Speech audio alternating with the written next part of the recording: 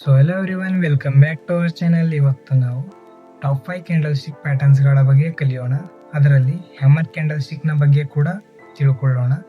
Hammer candle stick pattern ಮೊದಲಿನ ವಿಡಿಯೋದಲ್ಲಿ ಕೂಡ ಹೇಳಿದ್ದೀನಿ, ಆದರೂ ಈ ವಿಡಿಯೋದಲ್ಲಿ ಕಲಿಯೋಕೆ ಸ್ವಲ್ಪ ಈಸಿ ಆಗೋ ಥರ ಹೇಳ್ತೀನಿ. ಇಫ್ ನೀವು ನಮ್ಮ ಚಾನೆಲ್ಗೆ ಹೊಸಬರು ಆಗಿದ್ರೆ ಹೇಳೋಕೆ ಬಯಸ್ತೀನಿ, ನಮ್ಮ ಈ ಚಾನೆಲ್ನಲ್ಲಿ ಸ್ಟೆಪ್ ಬೈ ಸ್ಟೆಪ್ ಟ್ರೇಡಿಂಗ್ನ ವಿಡಿಯೋಸ್ಗಳು ಬರ್ತಾ ಇರುತ್ತೆ.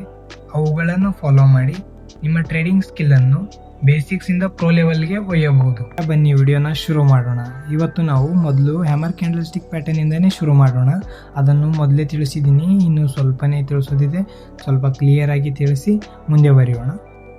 ಹ್ಯಾಮರ್ ಕ್ಯಾಂಡಲ್ ಸ್ಟಿಕ್ ನೋಡೋಕೆ ಸುತ್ತಿಗೆ ಥರನೇ ಇರುತ್ತೆ, ಅದಕ್ಕೋಸ್ಕರ ಹ್ಯಾಮರ್ ಎಂದು ಹೆಸರಿದೆ. ಹಾಗೆ ಇದರ ಬಾಡಿ ಚಿಕ್ಕದಾಗಿದ್ದು ವಿಕ್ ಬಾಡಿಗಿಂತ 2 ಪಟ್ಟಾದರೂ ದೊಡ್ಡದಾಗಿರಬೇಕು. ಅಂದರೆ 2 ಪಟ್ಟಕ್ಕಿಂತ ತುಂಬ ದೊಡ್ಡದಾಗಿರೋದು ಓಕೆ, ಆದರೂ ಮಿನಿಮಮ್ ಆಗಿ 2 ಪಟ್ಟಾದರೂ ದೊಡ್ಡದಾಗಿರಬೇಕು. ಈ ಕ್ಯಾಂಡಲ್ ಸ್ಟಿಕ್ ಸ್ವಲ್ಪ ಡೌನ್ಫಾಲ್ನ ನಂತರ ರಿವರ್ಸಲ್ಸ್ ಅನ್ನು ಪ್ಲಾನ್ ಮಾಡೋಕ್ಕೆ ಯೂಸ್ ಆಗುತ್ತೆ. ಹ್ಯಾಮರ್ ಕ್ಯಾಂಡಲ್ ಸ್ಟಿಕ್ನ ನಂತರದ ಕ್ಯಾಂಡಲ್ ಸ್ಟಿಕ್ ಬುಲ್ಲಿಶ್ ಆಗಿ ಕ್ಲೋಸ್ ಆದಾಗ ಬೈ ಮಾಡಿ ನಮ್ಮ SL ಅನ್ನು ಹ್ಯಾಮರ್ ಕ್ಯಾಂಡಲ್ ಸ್ಟಿಕ್ನ ವಿಕ್ನ ಬಳಿ ಒಂದು 10 ಪಾಯಿಂಟ್ ಕೆಳಗಡೆ ಇಟ್ಟಿರಬೇಕು. ಹಾಗೆ ನಮ್ಮ ಟೇಕ್ ಪ್ರಾಫಿಟನ್ನು ನಮ್ಮ ರಿಸ್ಕ್ ಟು ರಿವಾರ್ಡ್ ರೇಷಿಯೋದಂತೆ ಮ್ಯಾನೇಜ್ ಮಾಡಿ ನಮ್ಮ ಟ್ರೇಡನ್ನು ಧೈರ್ಯದಿಂದ ಪ್ಲೇಸ್ ಮಾಡಬಹುದು. ಮುಂದೆ ನೋಡ್ತಿರೋದು hanging man candlestick pattern. Hanging man ಎಂದರೆ ನೇತು ಹಾಕಿರೋ ಮನುಷ್ಯ. ಹೇಗೆ ಮನುಷ್ಯನಿಗೂ ನೇತು ಹಾಕೋಕೆ ಎತ್ತರದಲ್ಲಿ ಹಾಕಬೇಕಾಗುತ್ತೋ ಹಾಗೆ ಈ ಕ್ಯಾಂಡಲ್ ಕೂಡ ಎತ್ತರದಲ್ಲಿ ಹೋಗಿ ಹ್ಯಾಂಗ್ ಆಗುತ್ತೆ. ಈ ಕ್ಯಾಂಡಲ್ನದ್ದು ಕೂಡ ಹ್ಯಾಮರ್ ಕ್ಯಾಂಡಲ್ ಥರನೇ ಚಿಕ್ಕದಾದ ಬಾಡಿ ಹಾಗೂ 2 ಪಟ್ಟು ದೊಡ್ಡ ವಿಕ್ ಆಗಿರುತ್ತೆ.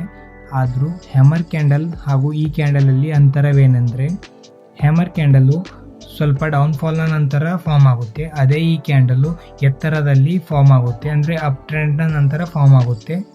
ಒಂದು ಅಪ್ ಟ್ರೆಂಡ್ನಲ್ಲಿ ಈ ಕ್ಯಾಂಡಲನ್ನು ಕಂಡಾಗ ಇದರ ನಂತರದ ಕ್ಯಾಂಡಲ್ ರಿವರ್ಸಲ್ಸ್ ಆಗಿ ಕ್ಲೋಸ್ ಆದಮೇಲೆ ನಮಗೆ ಟ್ರೇಡನ್ನು ಪ್ಲೇಸ್ ಮಾಡಬೇಕಾಗಿರುತ್ತೆ.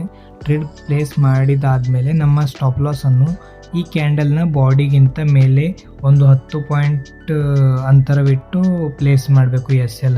ಹಾಗೆ ಟೇಕ್ ಪ್ರಾಫಿಟನ್ನು ನಮ್ಮ ರಿಸ್ಕ್ ಟು ರಿವಾರ್ಡ್ ರೇಷಿಯೋದಂತೆ ಫಾಲೋ ಮಾಡಿ ಪ್ಲೇಸ್ ಮಾಡಿ ನಮ್ಮ ಟ್ರೇಡನ್ನು ಧೈರ್ಯದಿಂದ ಫಾಲೋ ಮಾಡ್ಬೋದು. ಇಲ್ಲಿ ಕೂಡ ಈ ಕ್ಯಾಂಡಲ್ ಸ್ಟಿಕ್ಸ್ ಪ್ಯಾಟರ್ನ್ಗಳಲ್ಲಿ ಒಂದು ಕ್ಯಾಂಡಲ್ ಇನ್ನೊಂದು ಕ್ಯಾಂಡಲ್ಗೆ ರಿಲೇಟೆಡ್ ಆಗಿರುತ್ತೆ. ನೀವು ನೋಡ್ಬೋದು, ಮೊದಲು ಹ್ಯಾಮರ್ ಕ್ಯಾಂಡಲ್ ಸ್ಟಿಕ್ ಅನ್ನು ಕಲ್ತ್ವಿ, ಹಾಗೆ ಅದರಂತೆ ಹ್ಯಾಂಗಿಂಗ್ ಮ್ಯಾನ್ ಕೂಡ ಸೇಮ್ ಇತ್ತು. ಅದೇ ರೀತಿ ಮುಂದೆ ಕಲಿತಿರೋದು ಇನ್ವರ್ಟೆಡ್ ಹ್ಯಾಮರ್. ಅಂದರೆ ಇದು ನೋಡೋಕೆ ಹ್ಯಾಮರ್ ಬಟ್ ಇನ್ವರ್ಟೆಡ್ ಇರುತ್ತೆ, ಅಂದರೆ ಉಲ್ಟಾ, ಸುತ್ತಿಗೆ ಉಲ್ಟಾ ಮಾಡಿದರೆ ಹೇಗೆ ಕಾಣುತ್ತೋ ಹಾಗೆ ಇದು ಕೂಡ ಕಾಣುತ್ತೆ. ಇದರ ದೇಹ ಚಿಕ್ಕದಾಗಿರುತ್ತೆ, ಹಾಗೆ ಇದರ ಮೇಲಿನ ಬತ್ತಿಯು ಅಂದರೆ ಮೇಲಿನ ವಿಕ್ಕು ದೇಹಕ್ಕಿಂತ 2 ಪಟ್ಟಾದರೂ ದೊಡ್ಡದಾಗಿರಬೇಕು. ಹ್ಯಾಮರಲ್ಲೂ ಕೂಡ ಸೇಮ್ ರೂಲ್ಸೇ, ಆದರೆ ತೆಳಗಿನ ಬತ್ತಿಯು ಇದರಲ್ಲಿ ಮೇಗಿನ ಬತ್ತಿಯು. ಈ ಕ್ಯಾಂಡಲ್ ಸ್ಟಿಕ್ಗಳು ಒಂದು ಕಲ್ತ್ರೆ ಇನ್ನೊಂದು ತುಂಬ ಸುಲಭವಾಗುತ್ತೆ. ನೀವು ನೋಡ್ಬೋದು ಹೇಗೆ ಒಂದಕ್ಕೆ ಒಂದು ಲಿಂಕ್ ಆಗಿರುತ್ತೆ ಅಂತ. ಇನ್ವರ್ಟೆಡ್ ಹ್ಯಾಮರನ್ನು ಮಾರ್ಕೆಟ್ನಲ್ಲಿ ಸ್ವಲ್ಪ ಡೌನ್ಫಾಲ್ನ ನಂತರ ನಾವು ಕಂಡು ಅದರ ನಂತರದ ಕ್ಯಾಂಡಲ್ ಬುಲ್ಲಿಶ್ ಆಗಿದ್ದಾಗ ನಾವು ಟ್ರೇಡನ್ನು ಪ್ಲೇಸ್ ಮಾಡಿ ಅದರ ಸ್ಟಾಪ್ ಲಾಸನ್ನು ಇನ್ವರ್ಟೆಡ್ ಹ್ಯಾಮರ್ನ ಬಾಡಿಯ ಕೆಳಗಡೆ ಇಟ್ಟು ಹಾಗೆ ನಮ್ಮ ಟೇಕ್ ಪ್ರಾಫಿಟನ್ನು ನಮ್ಮ ರಿಸ್ಕ್ ಟು ರಿವಾರ್ಡ್ ಹೇಗಿರುತ್ತೋ ಹಾಗೆ, ಅಂದರೆ ಮಿನಿಮಮ್ 1:2 ರಿಸ್ಕ್ ಟು ರಿವಾರ್ಡ್ ಬಂದರೆ ಮಾತ್ರ ನಾವು ತೊಗೊಳ್ಬೇಕು ಟ್ರೇಡು, ಇಲ್ಲ ಇದ್ದರೆ ತೊಗೋಬಾರ್ದು. ಹೀಗೆ ನಮ್ಮ 1:2 ರಿಸ್ಕ್ ಟು ರಿವಾರ್ಡ್ ಇದ್ದರೆ ಧೈರ್ಯದಿಂದ ತೊಗೋಬೋದು ನಮ್ಮ ಟ್ರೇಡನ್ನು. ಹೋಲ್ಡ್ ಕೂಡ ಮಾಡೋಕ್ಕೆ ತುಂಬ ಈಸಿಯಾಗಿರುತ್ತೆ. ಮುಂದೆ ನೋಡೋಕ್ಕೆ ಹೋಗ್ತಿರೋದು shooting star. Same to same inverted hammer ಥರನೇ ನೋಡೋಕ್ಕೆ ಕಾಣುತ್ತೆ, ಆದರೆ ಇನ್ವರ್ಟೆಡ್ ಹ್ಯಾಮರ್ ಸ್ವಲ್ಪ ಡೌನ್ಫಾಲ್ನ ನಂತರ ನಮಗೆ ಕಾಣಿಸುತ್ತೆ, ಅದು ಬೈ ಮಾಡೋಕ್ಕೆ ಸಿಗುತ್ತೆ. ಆದರೆ ಶೂಟಿಂಗ್ ಸ್ಟಾರು ಸ್ವಲ್ಪ ಅಪ್ ಟ್ರೆಂಡ್ ಆದಮೇಲೆ ರಿವರ್ಸಲ್ಸನ್ನು ಹುಡುಕೊಡುತ್ತೆ, ಅಂದರೆ ನಮಗೆ ಸೆಲ್ ಮಾಡಲು ಆಪರ್ಚುನಿಟಿಯನ್ನು ತೆಗೆದುಕೊಡುತ್ತೆ. ಇದರಲ್ಲಿ ಕೂಡ ಶೂಟಿಂಗ್ ಸ್ಟಾರ್ ಕ್ಯಾಂಡಲ್ನ ನಂತರದ ಕ್ಯಾಂಡಲ್ ಬೇರಿಶ್ ಆಗಿ ಕ್ಲೋಸ್ ಆದಾಗ ನಾವು ಟ್ರೇಡನ್ನು ಪ್ಲೇಸ್ ಮಾಡಿ ನಮ್ಮ ಸ್ಟಾಪ್ ಲಾಸನ್ನು ಶೂಟಿಂಗ್ ಸ್ಟಾರ್ನ ವೀಕ್ನ ಮೇಲೆ ಒಂದು 10 ಪಾಯಿಂಟ್ಸ್ ಮೇಲ್ಗಡೆ ಪ್ಲೇಸ್ ಮಾಡಿ ನಮ್ಮ ರಿಸ್ಕ್ ಟು ರಿವಾರ್ಡ್ ರೇಷಿಯೋನ್ನು 1:2 ಪ್ಲ್ಯಾನ್ ಮಾಡಿ ನಾವು ನಡೆಯಬಹುದು. ಇವಾಗ ಮುಂದೆ ನಾವು ನೋಡೋಕೆ ಹೋಗ್ತಿರೋದು spinning top candlestick pattern.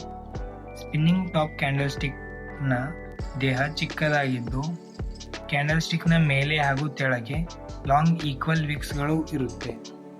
ಇಲ್ಲಿ ಈ ಕ್ಯಾಂಡಲ್ ಸ್ಟಿಕ್ ನಮಗೆ ಬಯರ್ಸ್ ಹಾಗೂ ಸೆಲ್ಲರ್ಸ್ ಯಾರೂ ಕಂಟ್ರೋಲ್ನಲ್ಲಿ ಇಲ್ಲ ಎಂದು ತಿಳಿಸಿಕೊಡುತ್ತೆ. ಹಾಗೆ ಈ ಕ್ಯಾಂಡಲ್ ಸ್ಟಿಕ್ ನಮಗೆ ಅಪ್ ಟ್ರೆಂಡ್ ಹಾಗೂ ಡೌನ್ ಟ್ರೆಂಡ್ ಎರಡರಲ್ಲೂ ಕೂಡ ರಿವರ್ಸಲ್ಸ್ ಅನ್ನು ಇಂಡಿಕೇಟ್ ಮಾಡುತ್ತೆ.